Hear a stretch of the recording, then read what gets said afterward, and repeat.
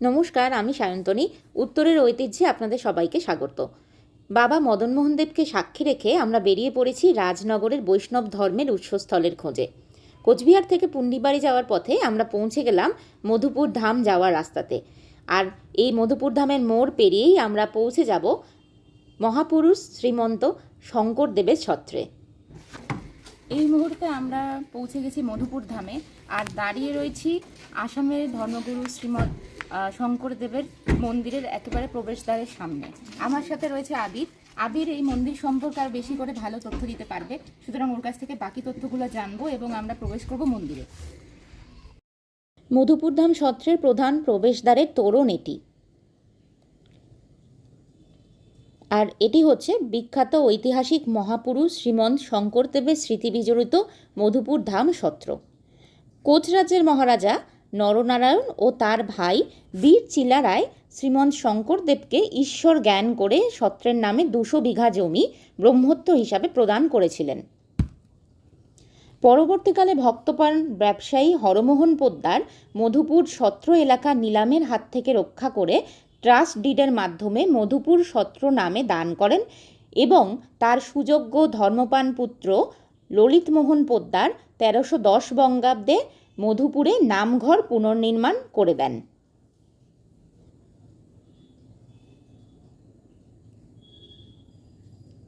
ষোলো শতকে মহারাজা নরনারায়ণের রাজত্বকালে এই সত্র নির্মাণ করা হয়েছিল বলে জানা যায়। এখন আমরা দেখে নেব মহাপুরুষ শঙ্করদেবের মূর্তিটি, যিনি কোচবিহার রাজ্যের এক শরণ বৈষ্ণব ধর্মের প্রচার করেছিলেন এবং তার ভাবধারাতেই কোচবিহার রাজ পরিবারের বাবা মদনমোহন দেবের প্রতিষ্ঠা হয়েছিল। মধুপুর সত্রের ভেতরে রয়েছে একটি জলাশয়। জলাশয়ে অনেক মাছ রয়েছে। পুকুরের চারপাশের পরিবেশটি অত্যন্ত সুন্দর এবং মনোরম। পূর্বমুখী মন্দিরটির গঠনশৈলী ভিন্ন ধরনের। মন্দিরের চূড়াটি আটকোনা, তারপর চূড়ার মাথায় কয়েকটি স্তর সাজানো আছে। উচ্চতা 50 ফুটের মতন। মন্দিরের প্রবেশপথের সামনে পদ্মাসনে উপবিষ্ট চতুর্ভুজ বিষ্ণু এবং তার পাশে গজ ও তার উপরে শুকদেব ও মহাভারত খ্যাত রাজা পরীক্ষিত। দুপাশে রয়েছে গরুর পাখি ও হনুমান। মন্দিরে কিছু জাফরির কাজও হয়েছে। চারদিকে প্রদক্ষিণ স্থানও রয়েছে। এটি মূল মন্দিরের গুরু শঙ্করদেবের পবিত্র সিংহাসন এবং তার ব্যবহৃত বস্তু এখানে রয়েছে। এরপর আমরা ইতিহাস শুনে নেব ডেকা স্বত্বাধিকারীর মুখ থেকে।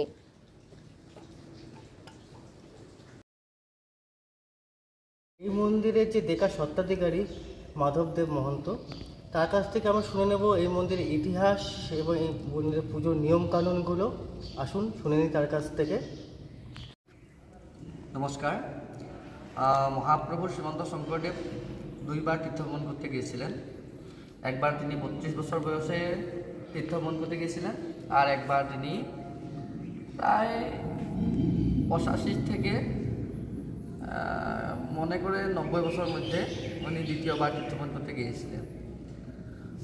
যখন তিনি দ্বিতীয়বার তীর্থভ্রমণ করতে বের হচ্ছিল, তখন ওনার পত্নী কালিন্দী শঙ্করদেবের প্রিয় শিষ্য মাধবদেবকে নিয়ে ডাকে বলেছিলেন যে তিনি ওনাকে বৃন্দাবনে নিয়ে যাবেন না, এত বয়স হয়েছে। আর সত্যযুগে নারায়ণ তেতাত রঘুবর দাপর তো শ্রীকৃষ্ণ কলিত শঙ্কর, তিনি সত্যযুগে নারায়ণ রূপে অবতার ধারণ করেছিলেন, দ্বাপর যুগে কৃষ্ণ রূপে, আর ত্রেতা যুগে রাম রূপে, আর কলিযুগে শঙ্কর রূপে তিনি অবতার ধারণ করেছেন। আর যদি তিনি বৃন্দাবনে যায় তো ওইখানে বিলীন হয়ে যাবে, উনি থাকতে ইচ্ছা করবে, সেই জন্য ওনাকে নিয়ে যায়ও না।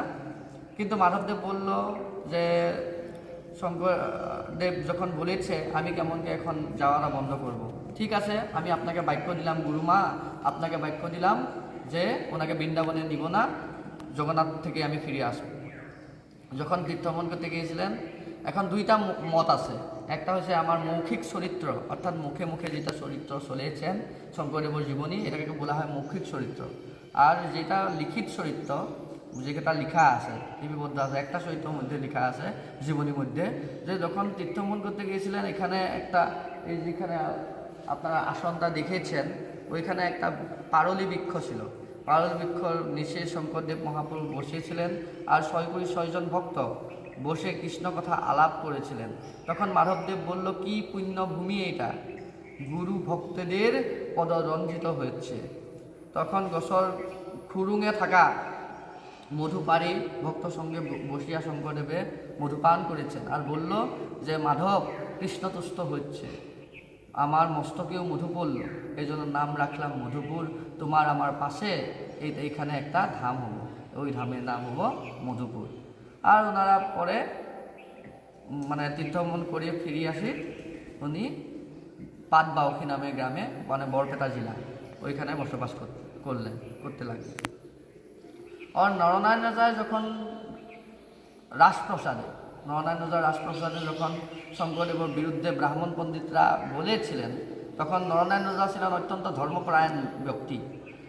আর উনি সেই জন্য যখন ব্রাহ্মণ পণ্ডিতরা বললেন যে শঙ্করদেবের ধর্ম বিনষ্ট করছে, তখন এই কথা সহ্য করতে পেরেছিলেন না। তখন শঙ্করদেবকে মারার জন্য যে ওনার যেটা শাল, ওই শাল দিয়ে দাবা বানাবো, আর এই যেগুলো মাংস থাকিবে কুকুরকে খাওয়াই দিব, আর যেটা হাড় থাকবে ওইটা দিয়ে দাবা বাজাবো, যা শঙ্করদেবকে ধরিয়ে নিয়ে আসে। তখন ওই কথাটা কিন্তু শঙ্করদেবের শিষ্য আর নরনারায়ণের ভাই আর এই রাজ্যের দেওয়ান শিলারায় অর্থাৎ সুত রাজা কথাটা জানতে পেলেন। শিলারায় ওনার আসল নাম ছিল শুক্লধ্বজ জানতে পারলেন, আর টানে ওনাকে পাটবাউখি থেকে শঙ্করদেবকে এনে তুফানগঞ্জ ফুলবাড়িতে লুকিয়ে রাখছিল। তুফানগঞ্জ নামের জায়গায় এখানে যেটা আছে ওইখানে লুকিয়ে রেখেছিল। অনেকদিন যাওয়ার পর নরনারায়ণ রাজার কথাটা অনেক খোঁজাখুঁজি করলো যে কে এটা কাজ করছে, কে লুকাই রাখছে। তার কথা বুঝতে পারলেন যে এইটা আমার ভাই ননু কাম, মানে শিলারায়ের নাম হয়েছে 4টা, শুক্লধ্বজ, সংগ্রাম সিংহ, তারপর শিলারায়, আর একটা নাম ছিল নাম ছিল ননু কাজ হইতে পারে এটা। ননুকেও ডাক দিলেন যে এটা কাজ তোমার ছাড়া আর কেউ করতে পারে না, যে আমাকে শঙ্করদেবকে ফিরাই দাও, আমি শঙ্করদেবকে দেখতে চাই, তুমি কেন ওনাকে রক্ষণাবেক্ষণ করছো। তারপর যখন শিলারায় নরনারায়ণকে বললেন, শঙ্করদেবের একটু মাহাত্ম্য কথা বর্ণনা করলেন যে উনি ঈশ্বর প্রদত্ত পুরুষ, ওনাকে ক্ষতি করলেও না। নরনারায়ণ রাজা ভাবলো যে আমার ভাই যখন এত ওনার অনুগামী হয়ে পড়েছে, তাহলে আমি ওনাকেও একটু দেখতে চাই। কিন্তু শিলারায় তখনও কিন্তু ভাইকে বিশ্বাস করতে পারছিলেন না, সেই জন্য পণবন্দি করছে, তোমার প্রিয়জনকে দেও আমাকে, আমার শঙ্করদেবকে তখন তোমাকে দিব। তো পণবন্দি হচ্ছে, শঙ্করদেব নরনারায়ণের রাজপ্রসাদ চলে গিয়েছে। রাজপ্রসাদে যখন গিয়েছে, ভিতরে যখন যাচ্ছে একটা কবিতা তুতক ছন্দ, সংস্কৃত তুতক ছন্দর একটা তুতয়, যাকে বলা হয় স্তুতি, মানে ভগবান বিষ্ণু স্তুতি, উনি গিয়ে গিয়ে ভিতরে ঢুকেছে যে মধুদান অবধারণ দেববরম্বর বারি জলোষণ শক্রধরম ধরণীধর ধারণ ধেয় পরমার্থ বিদ্যা শুভ নাশকরম করশূর্ণিতসে দীপ ভূরি ভগভূষণ কুর্ষিত পাদयुगम योगनायक नागर वेखरुषिं ऋषिरांशुपिधान शरीर सुषिं सुशिशामर वायु निषेवतनुं तनुमध्य गदेश सुवेश हनुं। এমনকি গায়ে গায়ে উনি যখন ভিতরে পৌঁছে গিয়েছে, যাওয়ার পর এখানে একটা ঘটনা ঘটলো। নরনারায়ণ রাজা ব্রাহ্মণ পণ্ডিতরা বলছিলেন আগে যে শঙ্করদেব নিজেকে ভগবান বলছে, কিন্তু এই স্তুতির মধ্যে লাস্টের যেটা শেষের শ্লোক পদ্য মধ্যে লিখেছে প্রণতস্মি নতস্মি নতস্মি হরিং হরিবৈরি হুতাক্ষণ ভাগ্যহরিং হরির কিঙ্কর শঙ্কর ঈশপদে পদমীশন গায়তি সামৃতদে। যখন হরির কিঙ্কর বলে বলল, তখন নরনারায়ণ রাজা কথাটা বুঝতে পারলেন, কারণ উনি অনেক পণ্ডিত লোক ছিল, বিদ্বান লোক ছিল। আমাকে তো পণ্ডিতরা বলেছিলেন শঙ্করদেব নিজেকে ভগবান বলছে, কিন্তু এখানে দেখুন শঙ্করদেব নিজেকে কি বলছে, হরি কিঙ্কর শঙ্কর ঈশপদে। তখন নরনারায়ণ রাজা কথাটা বুঝতে পেরে ওনাকে বললো, ঠিক আছে তুমি এই রাজ্যে আজকে থাকো, কাল বিচার হবে। কিন্তু শঙ্করদেব ওইখানে না থাকিয়া শিলারায় বসবাসায় পুনরায় ফিরে আসলো। পরের দিন যখন ব্রাহ্মণ পণ্ডিতের সাথে তর্ক হয়েছে, উনি শঙ্করদেব যায় অনেক রাত পর্যন্ত, অনেক সময় পর্যন্ত শঙ্করদেবের সাথে বাক তর্ক হয়েছে। সব ব্রাহ্মণ পণ্ডিত পরাস্ত হলো। পরাস্ত হওয়ার পর নরনারায়ণ রাজা অত্যন্ত আবেগিক হয়ে পড়লো আর শঙ্করদেবের ধর্ম বিষয়ে জানতে ইচ্ছা করলো। তখন তিনি এখানে অনেকগুলো গ্রন্থ রচনা করেছে। রাম বিজয় নাটক মানে অভিনয় যাত্রা এখানে একটা রচনা করেছে। এখানে গুণমালা গ্রন্থটা দিচ্ছে। আর এখানে অনেকগুলো সাহিত্য কৃতি আছে, বৃন্দাবনীয় বস্তু আছে এখানে, যেখানে কুশ রাজ্যর পৃষ্ঠপোষকতায় তিনি নির্মাণ করেছিলেন। আর শিলারায় অনুপ্রেরণা পায়া জন্ম রহস্য পুরাণ মাধবদেব বিরচিত অনেকগুলো, মাধবদেবী অনেকগুলো গ্রন্থ রচনা করেছে। আর এখানকার যেগুলা রাজা নরনারায়ণ হোক, শিলারায় হোক, ওইগুলাকে বা লক্ষ্মীনারায়ণ হোক, ওনারাকে ভূয়সী প্রশংসা করে ওনারা শঙ্করদেব মাধবদেব ওনাদের গ্রন্থের মধ্যে লিখিত রূপ রাখি গিয়েছে। বা যি হোক, যখন এখানে এই মন্দির বানানো হচ্ছিল নরনারায়ণ রাজার পৃষ্ঠপোষকতায়, এখানে বানানো করে এটাই ঘরেই শঙ্করদেব মহাপ্রভু এই জায়গায় উনি মহাপ্রায়ণ হয়েছে, বৈকুণ্ঠ পরায়ণ হয়েছে বা এখানে দেহান্ত হয়েছে। এখান থেকে ওনাকে কাকতপুতা নামক গ্রামে নিয়ে ওনাকে দেহ সংস্কার করা হয়েছে, কাঠ সংস্কার বা যে মানে অগ্নি সংযোগ করে যে কাঠ সংস্কার করা হচ্ছে, তার থেকে সীতাভস্ম আনি এখানে আবার প্রতিষ্ঠা করা হচ্ছে। মাধবদেব মহাপ্রভু প্রয়াণ হয়েছিল ভেলাসত্রে, সেইখান থেকেও যখন মানে নদীয়ে যখন গুড়িপু গোবিন্দ হয়েছিল আর রাজা ছিল প্রাণনারায়ণ রাজার সময়ে, সেই নদী যখন মানে সেই জায়গাটাকে নষ্ট করতে জলময় হচ্ছে বা অল্প অল্প করে ভেঙে নিচ্ছিল, তখন প্রাণনারায়ণ রাজাকে বলল যে মাধবদেবের যেটা স্থান ওই স্থানটা ধ্বংস করতে চলেছে। তখন ওইখানে মানে প্রাণনারায়ণ রাজার পৃষ্ঠপোষকতায় আর তিনি নিজে থাকি ওই কাজটা করেছিলেন স্থানান্তরিত।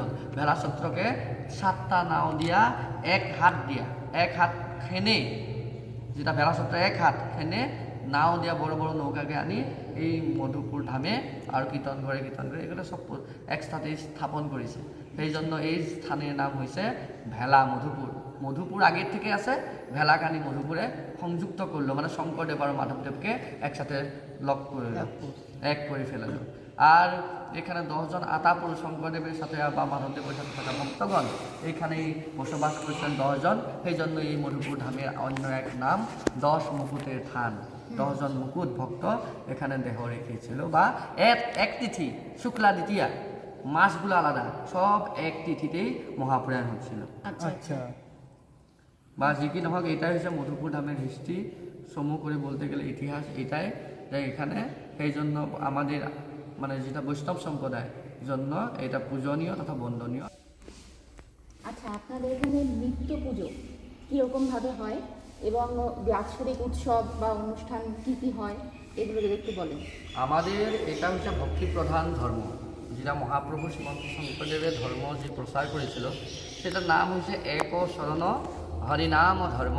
এক শরণ মানে একজনকেই আশ্রয় করে আর একজনকেই ভক্তি দেওয়া হয়েছে আমাদের এই ধর্মের মূল উদ্দেশ্য।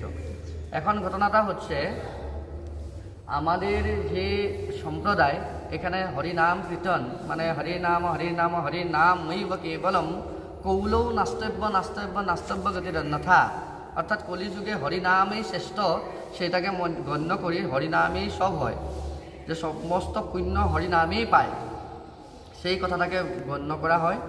আর এই হরিনাম করতে গেলে কোনো নাহি মানে এমন বলা হচ্ছে যে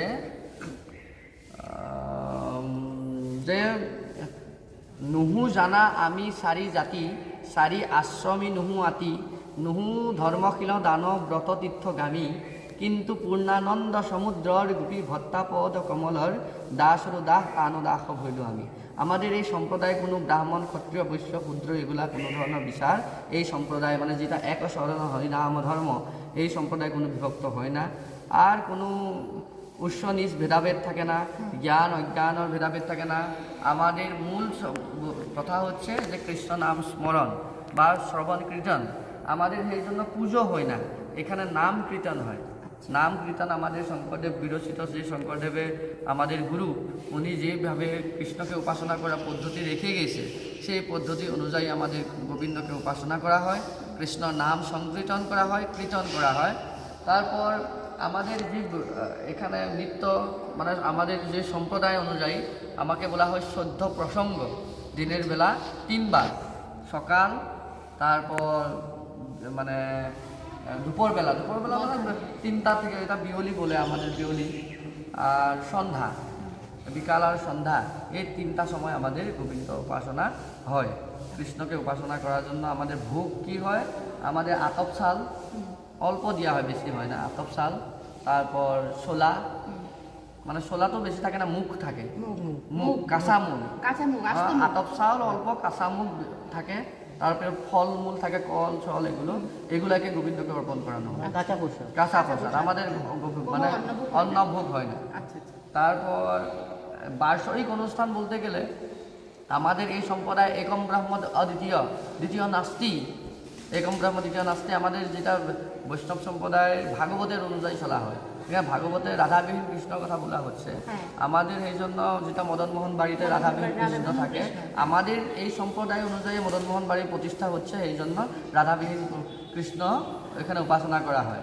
এখন ঘটনাটা হচ্ছে আমাদের কৃষ্ণ যেগুলো অনুষ্ঠান, কৃষ্ণকে উপাসনা করে, যেমন কৃষ্ণ আবির্ভাব তিথি, যেমনকে ধরে নাও জন্মাষ্টমী, যেটা কৃষ্ণ আবির্ভাব তিথি, জন্মাষ্টমী, আর দোল মানে ফাকুয়া উৎসব, রাস, এমনকি অনুষ্ঠানগুলো করা হয়। শঙ্করদেব আবির্ভাব তিথি, শঙ্করদেব মহাপ্রাণ তিথি, মাধবদেব আবির্ভাব তিথি, মাধবদেব মহাপ্রাণ তিথি।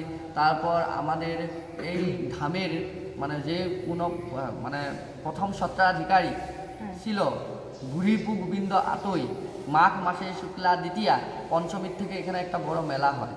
আর এই সময় শঙ্করদেব মাধবদেবের যেগুলা ব্যবহৃত সামগ্রী আছে, নরনারায়ণ যায় দিয়া টাকা আছে বা অন্যান্য যেগুলো সামগ্রী আছে, ওগুলোকে দর্শনার্থীর জন্য বের করা হয়, দর্শনের জন্য। আর সেটাই হচ্ছে আমাদের মধুপুর ধামের সবথেকে বড় উৎসব, যেটা সরস্বতী পূজার সময় মাঘ মাসে হয়।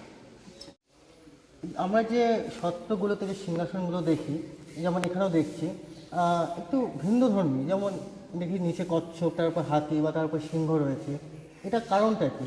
এখন ঘটনাটা হচ্ছে আমাদের এই সম্প্রদায়ে মূর্তি বা বিগ্রহ উপাসনা নাই, আমার নিরাকারবাদী, নিরাকার ঈশ্বর।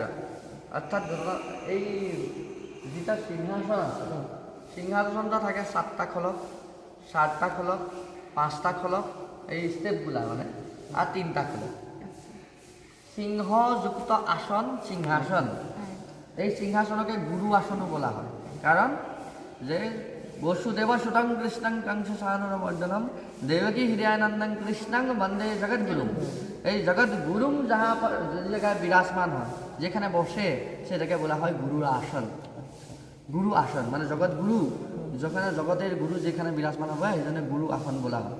বা যি হোক, সিংহযুক্ত আসন, নিচে আছে কশ্যপ। কশ্যপের অর্থাৎ হচ্ছে আমরা হচ্ছে শান্ত মূর্তি। যে গোবিন্দ নামটার যখন আমি নিয়ে আসি, ওইটা কি হয়েছে, কাছৰ চলং আছে না, যেটা শাল আছে, আমাকে কি করে রাখিছে, প্রটেক্ট করে রাখিছে।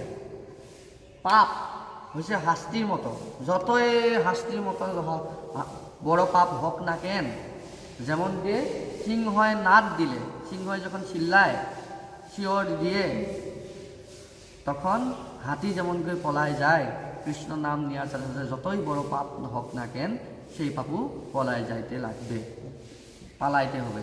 এই কথাটাকে উপমা স্বরূপে বা প্রতীক ধর্মী স্বরূপে এখানে বলা হচ্ছে। আর যেটা 7টা খলক থাকে, 7 বৈকুণ্ঠকে প্রতীকী হিসাবে দেখানো হয়। যেমন কি এখন 4টা খলক আছে, এখানে আমাদের ধর্মে, শঙ্করদেবের ধর্মে 4টা ভেটি আছে, খুঁটি আছে, মূল জিনিস আছে। যে মূল ভেটি, সেটাকে বলা হয়েছে গুরু, দেব, নাম ও ভকত। যে কৃষ্ণক উপাসনা করার জন্য কি কি লাগিবে, গুরু লাগিবে। প্রথম গুরু দেখাই দিবে গোবিন্দ, আর গোবিন্দ মানে একজন ইষ্টদেব লাগবে, সেই হিসেবে আমার গোবিন্দ। গোবিন্দর নাম আর ভকত মানে যে কৃষ্ণ নাম দিবে।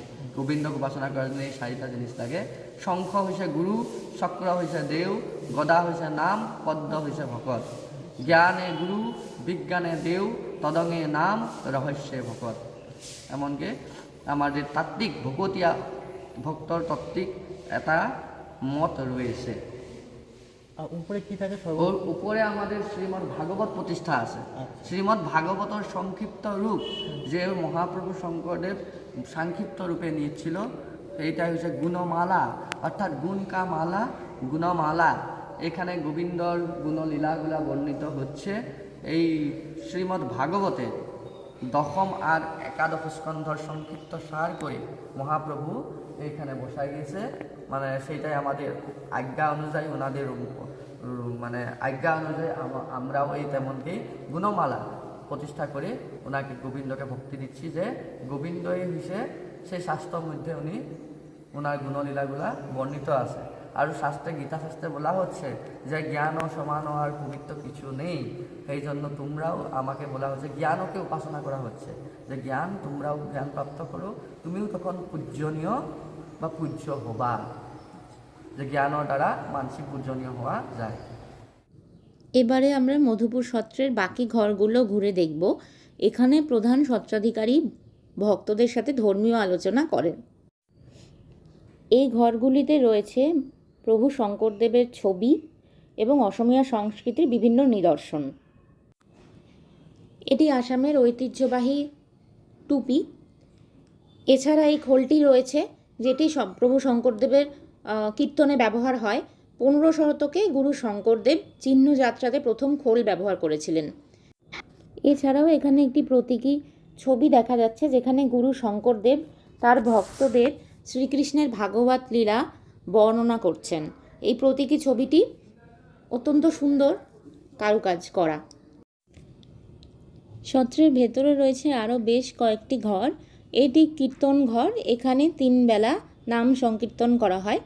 ঘরের ভেতরে একটি সিংহাসন রয়েছে এবং রয়েছে একটি বিষ্ণু মূর্তি।